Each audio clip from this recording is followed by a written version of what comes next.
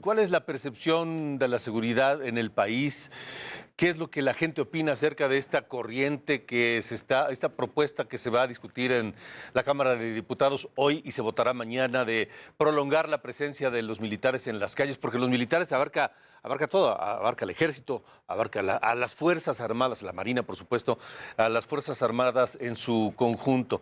Porque decíamos que es muy distinta la realidad que se vive aquí en la Ciudad de México a lo que se vive en otros lugares Totalmente. del país. Por eso hemos invitado a un hombre que ustedes conocen bien, al presidente de Consulta Mitofsky, Roy Campos, a quien además me da mucho gusto saludar. Mi querido Roy, ¿cómo estás? Muy bien, Alejandro, Paulina. Nos encanta Bienvenido. que estés aquí, Roy. Gracias. ¿Cómo ves tú, Roy, tú que traes el pulso de la calle, de todo el país, de muchos temas, ¿cómo lo ves este? A ver, primero, es un tema muy complicado, tan es así que se discute. Si fuera muy fácil, pues estuviera de un lado o del otro. Desde aquel diciembre de 2006, cuando Calderón decidió sacar al ejército para recuperar territorios, primero en Michoacán, Acapulco, luego el Triángulo Dorado, se le cuestionó, porque era un ejército hecho para la guerra, ¿por qué iba a tenerlo que meter a labor de policía? Ha ido evolucionando todo. Primero, ¿por qué se hizo? Porque nadie confiaba en la policía, porque la policía era corrupto, porque la policía ha cambiado algo. De esa situación extrema, temporal que se iba a hacer, hoy prácticamente se está volviendo como algo ya más cotidiano. ¿No? Se creó una Guardia Nacional, se crearon un chorro de cosas. No es un tema fácil, pero yo creo que tenemos que pasar por... La confianza en las policías está por el suelo. Tenemos que ver. El ciudadano normal no confía en su policía municipal, piensa que la policía municipal está cooptada por y por la policía estatal tampoco. Entonces solo tiene confianza en algunas instituciones, la Marina, el Ejército y la nueva Guardia Nacional. La nueva Guardia Nacional, que si tú la ves, son soldados. Pero justamente eso, lo que decías ahorita, desde el principio estuvo súper mal planteado, porque entonces sacamos al ejército a las calles cuando pasa lo de Calderón en 2006 y mientras arreglamos a la policía, ¿no? Y no lo han hecho. Y no El lo problema arreglaron. es ese. Y entonces nunca hubo un cambio en la policía y seguimos con una policía que no ha cambiado y ahora hay que sacar a la Guardia Nacional. Y ya está, o sea, Calderón, Peña y López Obrador, y López Obrador crea la Guardia Nacional y dice, me doy un periodo de tiempo con el ejército para crear la Guardia Nacional. Ya, a fin de cuentas, declara el fracaso de esa política cuando ya dice, ya vamos a hacerla militar abiertamente. Pero el ciudadano, a ver, ¿tú crees que el ciudadano sabe si el mando de la Guardia Militar de la Guardia Nacional es militar o civil? No tiene idea. Ni idea. Entonces la discusión... Y no le importa mucho No, tampoco. la discusión de que si debe de estar en la Secretaría de Seguridad o en el Ejército. El ciudadano dice, a ver, ¿qué me importa? Lo que quiero es que me cuiden. O sea, ¿no? que la Guardia funcione, que lo haga. Oye, que esté formada por militares, que no ya estaba formada por militares, que no son militares. Entonces están discutiendo si le dan 4 años más llenándose de militares, cuando ya estén... ¿Qué discusión tan absurda cuando están viendo las balaceras en Orizaba? Exacto. Hoy. Sí, hoy. Cada día es un... Pero distinto. Michoacán es cotidianamente, no, y en Tamaulipas, Cali, Baja Zacatecas, California, Colima, todo. ¿no? Sí, En ¿no? muchos lugares. ¿Sí? Entonces, el ciudadano lo que ve es, no le importa quién forma parte de la Guardia Nacional. Creo que la pregunta está mal planteada, porque dice, ¿está de acuerdo en que el ejército esté patrullando? Está bien. No. ¿Estás de acuerdo en que alguien patrulle tu calle? Sí.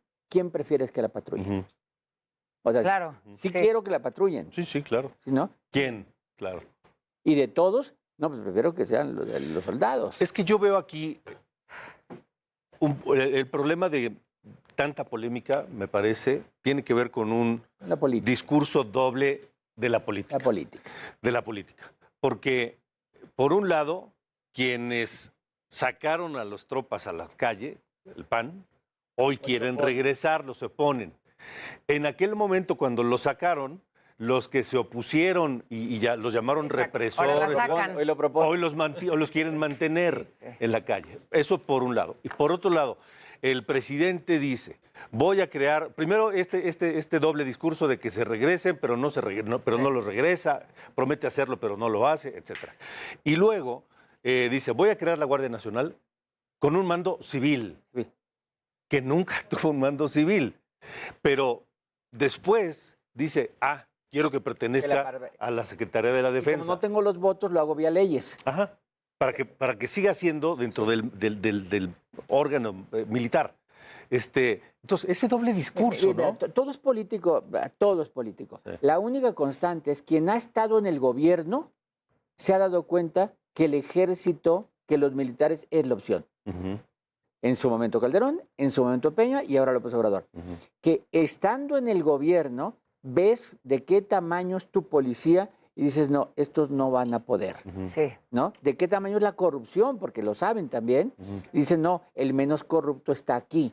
Entonces lo optan. Y la oposición se va por la teoría y dice, no, es que un ejército en la calle, es militarizar el país, es entregar el poder. Y entonces dice, no, no lo quiero. Esa ha sido la constante. Pero lo de la Guardia Nacional, para que la aprobaran la Guardia Nacional, para que se lo aprobaran, el presidente tuvo que admitir un mando civil. O sea, fue una negociación política de decir, ok, me la aprueban, sí. Y fue prácticamente unánime el de, ok, te la aprobamos, se requiere con mando civil.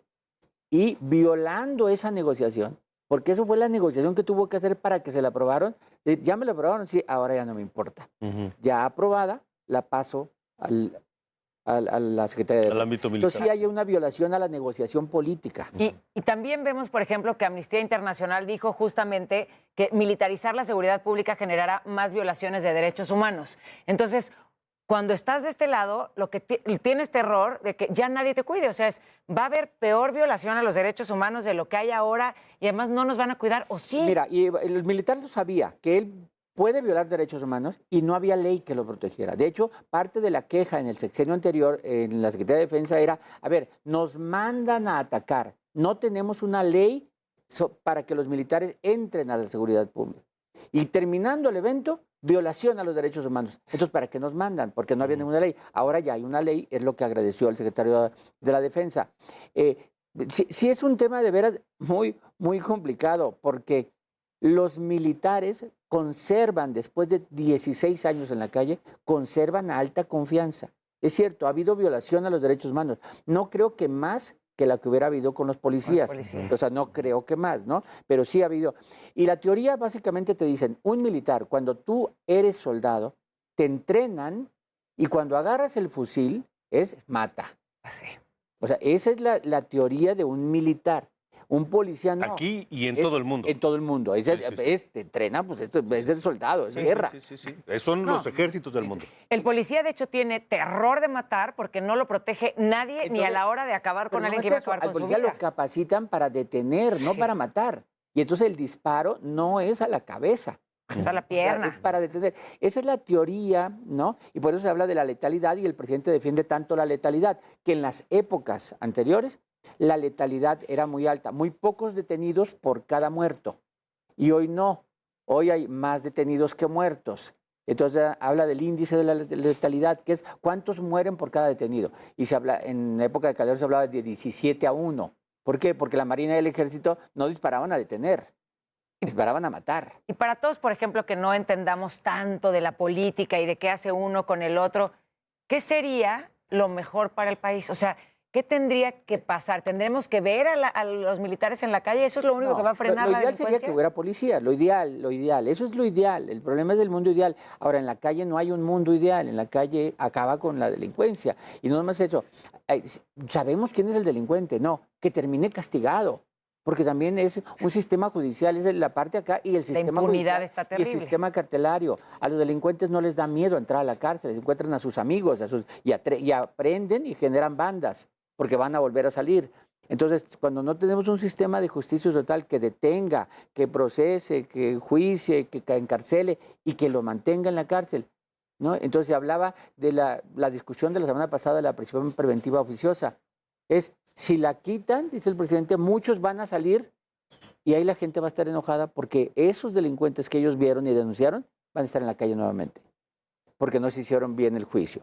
Entonces, lo ideal es un sistema de justicia real, con una policía, un sistema judicial y un sistema carcelario completos. Pero hablando de esto, Roy, yo les digo, vayámonos haciendo la idea. Sí. La presencia militar en las calles va para largo. Se apruebe o no se apruebe la ley. Lo que sea. Va a estar lo que sea, va para largo. ¿Por qué? Porque no se ha trabajado absolutamente nada, no se ha avanzado un metro en construir nuevas policías civiles bien capacitadas, bien equipadas, honestas, a prueba etcétera. Uno. Dos, es cierto el dato que dabas. Las violaciones a los derechos humanos hoy son, por lo menos no más que antes. Sí, pero por lo menos no son de escándalo, ¿no? Sí. Y no son más que antes. Eso me habla de que las Fuerzas Armadas, el Ejército, la Marina, se han ido adaptando, han ido aprendiendo cómo cumplir con esas labores de seguridad pública sin caer en violaciones a derechos humanos. Y tres, por otro lado, esto va a continuar porque la gente, también lo mencionabas, sigue teniendo una enorme confianza en las fuerzas y en la Marina. En la Marina. En esas dos fuerzas. Pero digo, si se acaba la confianza en ellos, ¿qué nos queda? Sí. O sea, ¿qué nos queda? Y esperemos que no con que estén afuera sea más fácil que se acabe la confianza, o sea, que no se cometan actos en donde... El grado de confianza del ejército es en una pregunta muy clara que a la gente se le hace es, ¿tú te atreverías a darle mordida a un soldado?